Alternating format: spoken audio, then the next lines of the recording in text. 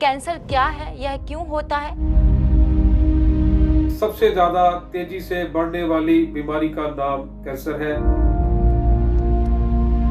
देश विदेश के हर गांव शहर में पाया जाता है। और गॉल ब्लैडर का कैंसर क्या होता है, यह क्यों होता है?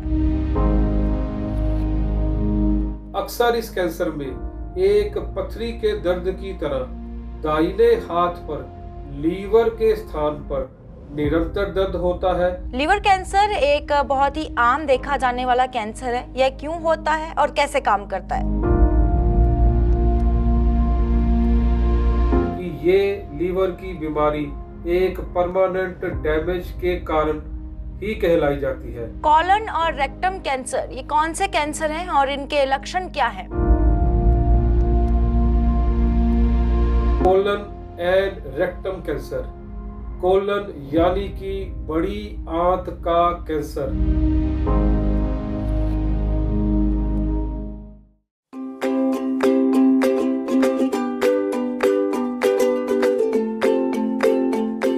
नमस्कार, सत श्री अकाल। आप देख रहे हैं साझा टीवी। मैं आकांक्षा सोटी।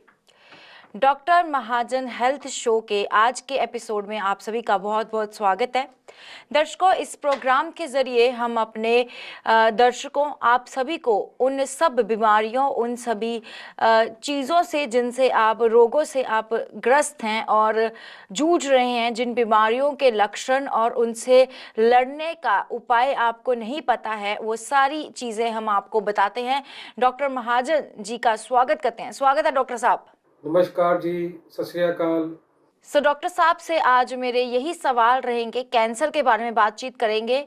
डॉक्टर साहब, पहला सवाल मेरा आपसे यह रहेगा कि कैंसर क्या है, यह क्यों होता है? लोगों का अक्सर सवाल रहता है कि कैंसर कैसे काम करता है और ये क्यों होता है? सबसे ज्यादा तेजी से बढ़ने वाली बीमारी का नाम कैंसर है। ये अपने पैर हर देश, हर शहर, हर गांव में पसारती जा रही है। पर्यावरण प्रदूषण और बिगड़ी हुई जीवन शैली के कारण होने वाला यह रोग कैंसर ही कहा जाता है। ये एक वह बीमारी है जो अमूमन हर वर्ग के इंसान को अपनी चपेट में ले चुकी है। अगर इस बीमारी का ना पता चले या इस बीमारी का इलाज ना समय से किया जाए तो ये बीमारी इंसान को मौत के मुंह तक ले जाती है। ये वह अकेली बीमारी है जो दुनिया में सबसे ज़्यादा तेजी से बढ़ रही है। बच्चों से लेकर बूढ़ों तक हर वर्ग इस बीमारी की चपेट में आ चुका है।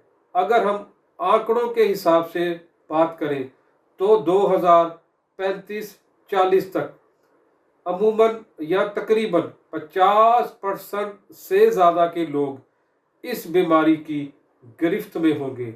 वैसे तो कैंसर दो तरह का होता है। एक तो गांठ वाला कैंसर, जिसे हम कोशिकाओं के समूह वाला कैंसर कहते हैं। दूसरा खून वाला कैंसर, जिसे हम ब्लड कैंसर के नाम से भी जानते हैं। हर गांठ कैंसर नहीं होती, मसलन हर गांठ कैंसर युक्त हो ये जरूरी नहीं है, परंतु अगर गांठ कैंसर युक्त हुई तो वह बहुत घातक सिद्ध होगी। ये साधारण रूप से तीव्र गति से अपना आकार बढ़ाती है और अपने साथ लगने वाले हर अंग को प्रभावित करती है।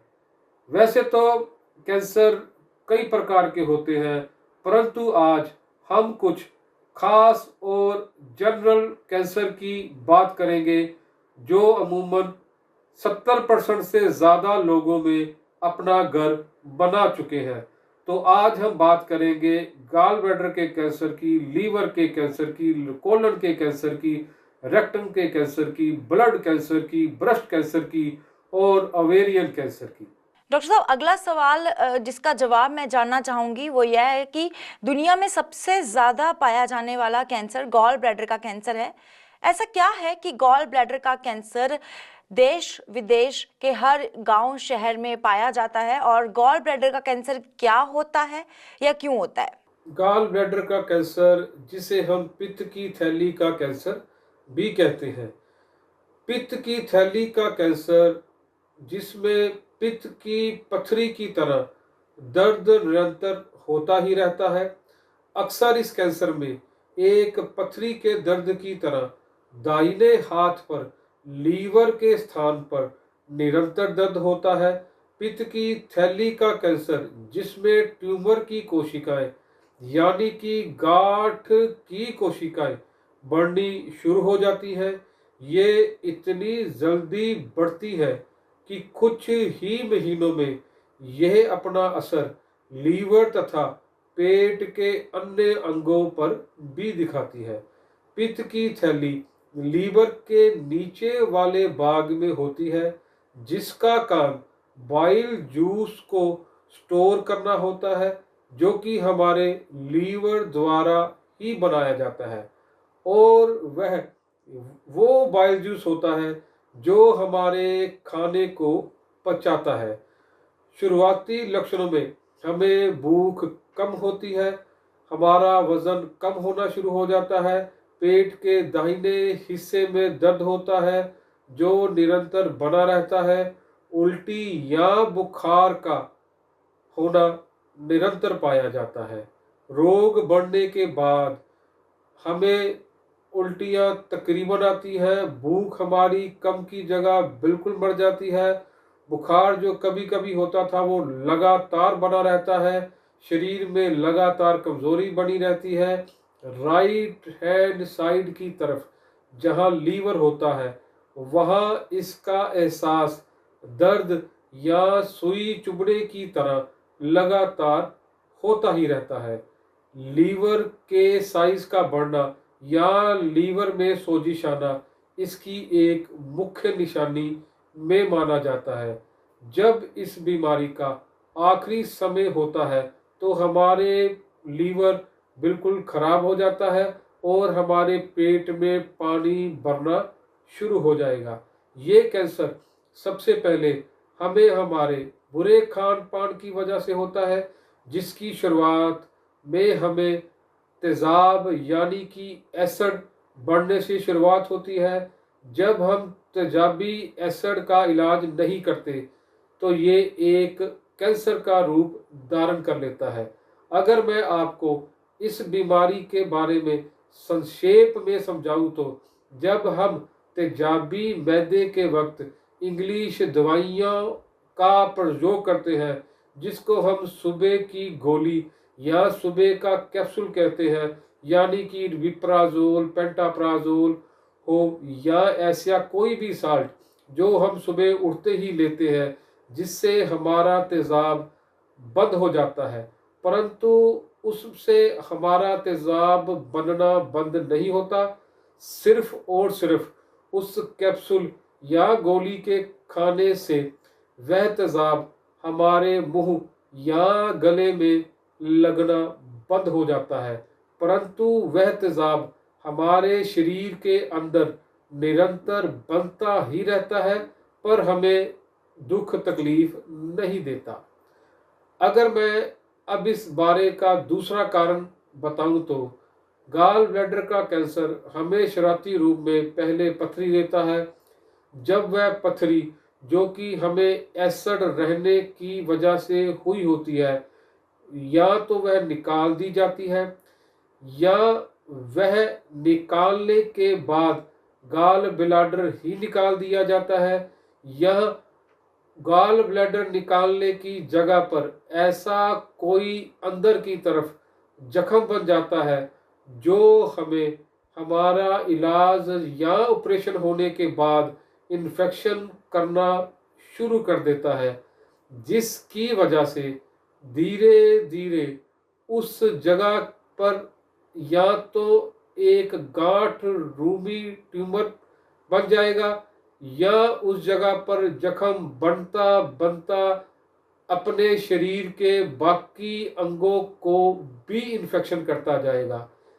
इन सब और बड़ी बीमारी से बचने के लिए हमें सबसे पहले अपने तेजाब का इलाज आयुर्वेदिक ढंग से करवाना चाहिए, ताकि इसका कोई साइड इफेक्ट ना हो और हमारा तेजाब भी ना बने और हमें हमारे गाल ब्लैडर की पथरी का इलाज भी पूर्ण रूप से आयुर्वेदिक दवाइयों से करते हुए हर तरह की इन्फेक्शन, ट्यूमर और कैंसर से बचा जा सकता है। लिवर कैंसर एक बहुत ही आम देखा जाने वाला कैंसर है। यह क्यों होता है और कैसे काम करता है? लीवर कैंसर जो कि एक बहुत भयानक बीमारी है, और हमें इस कैंसर को समझने से पहले हमें एक बात समझनी होगी कि ये लीवर की बीमारी एक परमानेंट डैमेज के कारण ही कहलाई जाती है।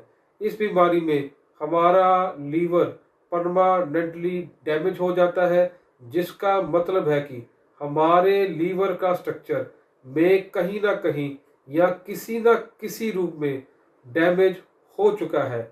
इसकी शुरुआत हमें फैटी लीवर से होती है, हमारी भूख कम हो जाती है, अक्सर हमें ब्लोटिंग रहती है, पेट में गैस या अफारा बना रहता है, हमें खाया पिया नहीं पचता और हमें अक्सर थकान महसूस होती है।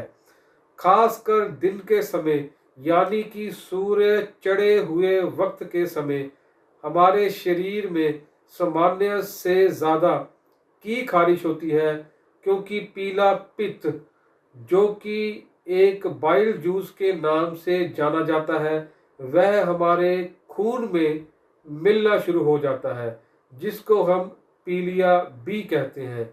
ये वही बाइल जूस है जो हमारे लीवर द्वारा बनाया जाता है और हमारे पित्त की थैली में स्टोर किया जाता है। इस पित्त का काम या बाइल जूस का काम हमारे भोजन को पचाना होता है।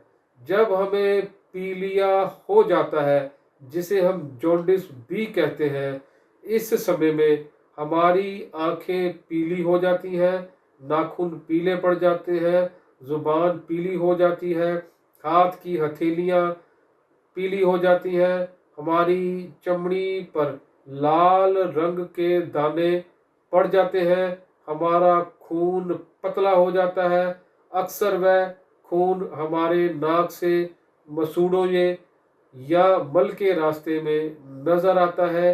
हमारे राइट हैंड साइड लीवर की जगह पर हल्का हल्का दर्द या दबाव महसूस होता है। हमारे लीवर में एक सूजन हो जाती है, जिसकी वजह से उसका असर हमारे राइट हैंड साइड की कंधे की टिप के ऊपर एक दर्द के रूप में अपना असर भी दिखाता है। हमें खून की उल्टियां या काले रंग का मल भी नजर आता है। भूख हमारी इतनी खत्म हो जाती है कि हम एक नवाला भी नहीं निगल पाते, और अगर हम जबरदस्ती एक नवाला निगल भी लेंगे तो वह उल्टी के रूप में हमारे मुंह से बाहर निकल जाएगा। पीलिए का स्तर जब हमारे शरीर में इतना ज़्यादा बढ़ जाएगा तो वह हमारे शरीर में हर जगह पीले रंग का एहसास देगा, और यही सबसे बड़ी निशानी होती है हमारे लीवर डैमेज होने की। इसके बाद आपकी किडनी में डिफेक्ट आने शुरू हो जाएंगे, हाथ पैरों और पेट में पानी बढ़ जाएगा। परंतु मैं आपको इस बीमारी से एक बात बिल्कुल स्पष्ट कर देना चाहता हूँ कि आपके लीवर डैमेज की कोई भी स्टेज हो, इसका इलाज आयुर्वेदिक में पूर्ण रूप से संभव है। कॉलन और रेक्टम कैंसर ये कौन से कैंसर हैं और इनके लक्षण क्या हैं? Colon and rectum cancer. Colon यानी कि बड़ी आंत का कैंसर, रेक्टम यानी कि मल द्वार का कैंसर।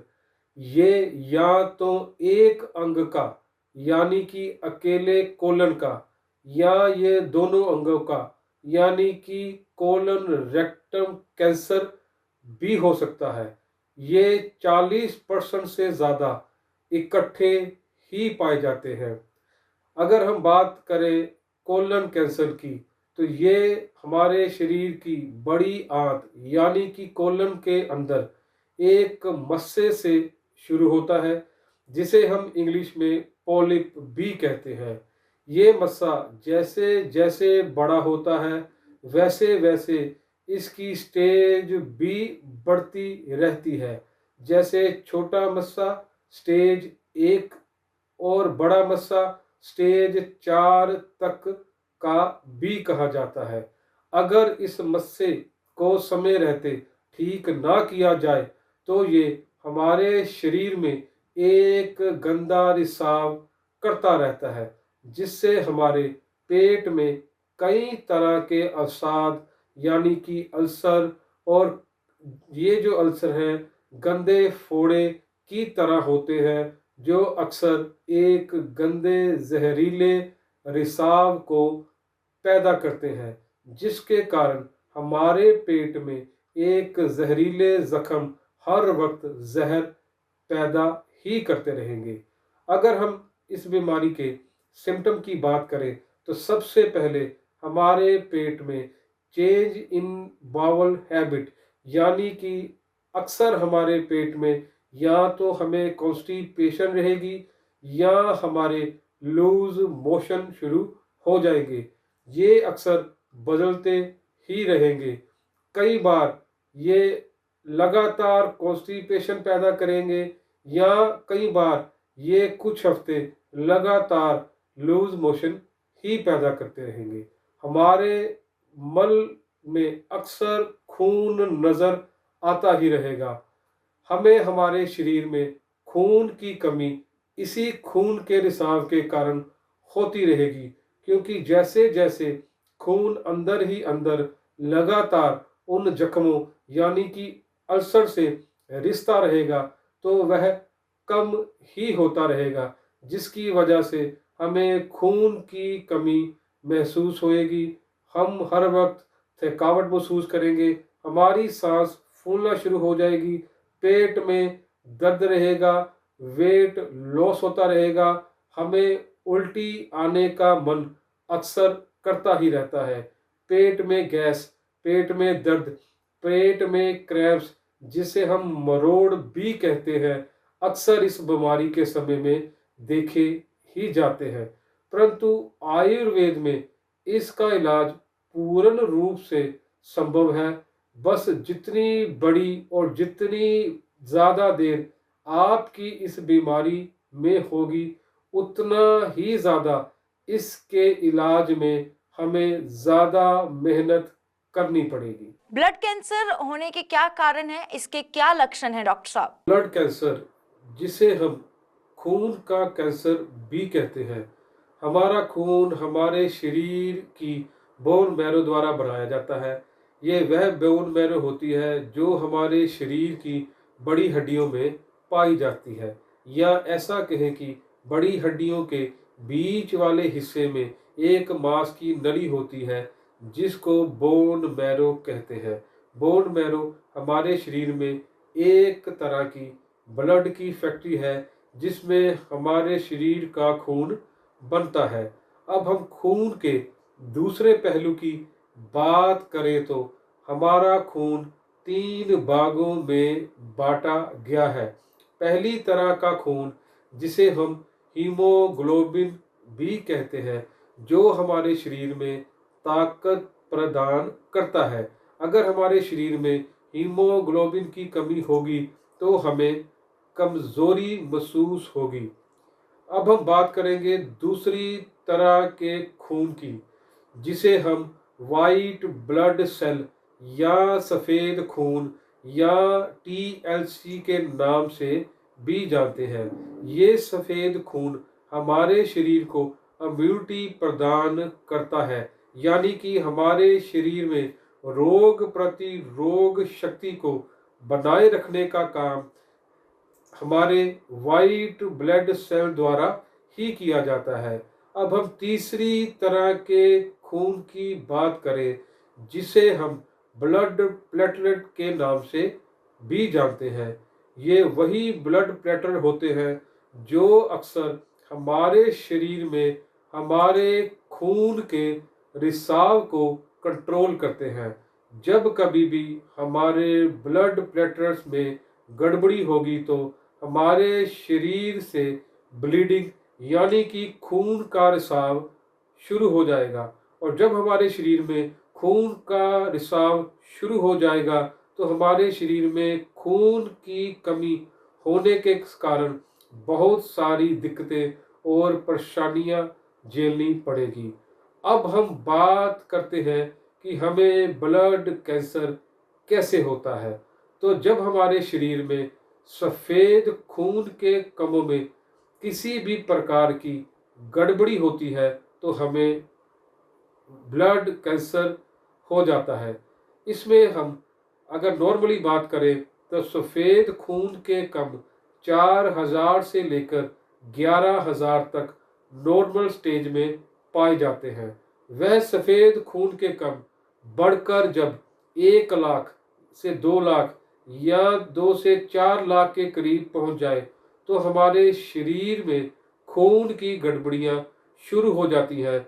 मसलन हमारे 2 तरह के और खून जो हीमोग्लोबिन और ब्लड प्लेटलेट के नाम से जाने जाते हैं उनके बनने में कमी हो जाती है, यानी कि हमारे शरीर के खून में गड़बड़ी आनी शुरू हो जाती है। अब हम लक्षण की बात करें, जब हमारे शरीर में सफ़ेद खून के कण बढ़ जाते हैं तो सबसे पहले हमारे शरीर में हीमोग्लोबिन कम हो जाता है, जिसकी वजह से हमारे शरीर में कमजोरी आना शुरू हो जाती है। हम अक्सर थके थके महसूस करते हैं। हमारे शरीर में खून की कमी रहने के कारण बहुत ज़्यादा कमजोरी आ जाती है।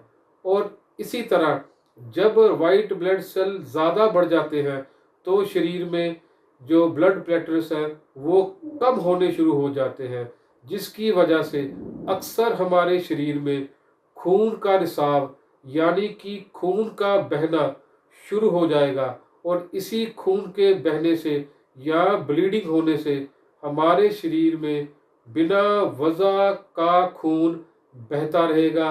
ये खून अक्सर हमारे नाक से, हमारे मुंह से या हमारे मसूड़ों से या हमारे मल के द्वारा या यूरिन के रास्ते से ये खून बहना शुरू हो जाएगा और हमारे शरीर में कमजोरी आना शुरू हो जाएगी। और तीसरा लक्षण जिसे हम वाइट ब्लड सेल की वजह से ही देखना शुरू हो जाता है, जैसे कि हमारे शरीर में वाइट ब्लड सेल रोग प्रतिरोध शक्ति को नियंत्रण करते हैं, जिसका काम होता है कि वह हमें हर तरह के इन्फेक्शन से बचाता है।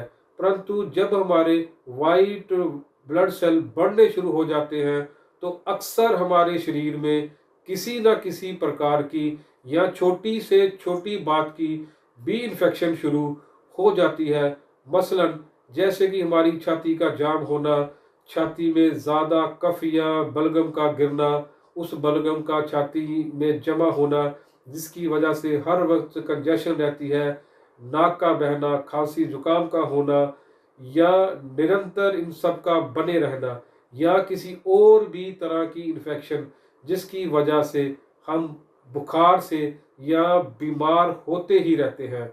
ब्लड कैंसर में जो सबसे बड़ी चीज जो देखी जाती है वह ये है कि इस ब्लड कैंसर की कोई भी स्टेज नहीं होती, यानी कि अगर आपके खून की कमी देखी जाए या अनियमितता देखी जाए तो इसे ब्लड कैंसर ही कहा जाएगा।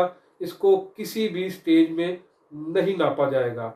और खुशकिस्मती की बात है, अगर हम अपनी खून बनाने की फैक्ट्री यानी कि बोन मैरो की गड़बड़ी को ठीक कर लेते हैं तो हमारे शरीर में हर तरह की खून की कमी या हर तरह का रिसाव या हर तरह की खून की इन्फेक्शन भी बहुत जल्दी ठीक हो जाती है। परंतु हमें इस बोन मैरो को ठीक करने के लिए आयुर्वेदिक दवाइयों का प्रयोग करना पड़ेगा, आयुर्वेदिक डाइट का ध्यान रखना पड़ेगा, और हर तरह की वो चीज़ जो हमारी बोन मैरो को खराब करती है उसको बंद करना होगा और अपना इलाज आयुर्वेदिक तरह से पूर्ण तरीके से इसको ठीक करना पड़ेगा।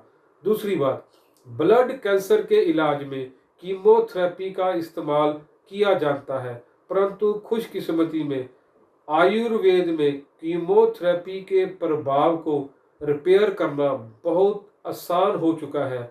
देखिए, जब किसी भी तरह का इलाज हो, मेहनत तो सिर्फ मरीज को अपनी दवाई समय से खाकर और अपनी डाइट को नियंत्रण रखकर किया जा सकता है और इस ब्लड कैंसर से बहुत जल्दी और बहुत अच्छे तरीके से रिकवरी भी की जा सकती है। आज के एपिसोड में फिलहाल इतना ही। उम्मीद करती हूँ कि आज की यह जानकारी जो हमने अपने चैनल के जरिए और अपने प्रोग्राम के जरिए आप तक पहुँचाने की कोशिश की है, वो जानकारी आप तक पहुँची होगी।